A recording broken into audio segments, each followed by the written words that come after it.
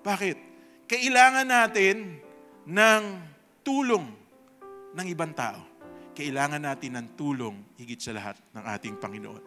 Sabi po ng John chapter 16 verse 33, I have told you this so that you might have peace in your hearts because of me. While you are in the world, you will have to suffer. But cheer up, I have defeated the world. Even Jesus himself said, okay, habang nandito kayo, marami kayong mararanasang kabigatian, marami kayong mararanasang kahirapan, okay? Wala namang pangarap na naging pangarap ng magulang na yung anak niya, sasagutin siya balang araw. Alam nyo, habang lumalaki, habang nagkakaisip, gusto nila na sila ang masunod sa kanilang buhay.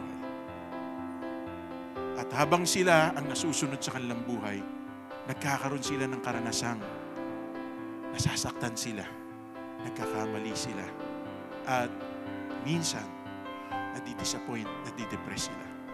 Pero ang totoo, mga kapatid, kaya tayo ibinigay ng Diyos sa kanila bilang mga magulang to guide them.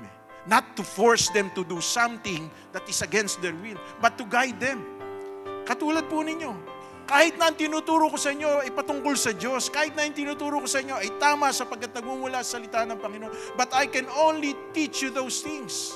I cannot force you to do these things because kailangan nyo ng personal conviction sa Panginoon. Ipinakikita ko lang sa inyo na kinakailangan dapat nating pahalagahan yung pamilya na meron tayo. Sapagkat pag pinahalagahan natin sila, it's a means of empowerment para tayo po sa panahon na tayo ay nalulugmok, nagkakamali, nagkukulang, nagkakasala, andyan sila para tulungan tayo.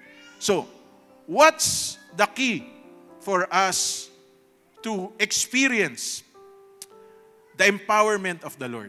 The key is engage. I-engage natin sila. Huwag nating kayanin. Kasi ang totoo, hindi natin kakayanin lahat ng bagay. Turuan natin sila.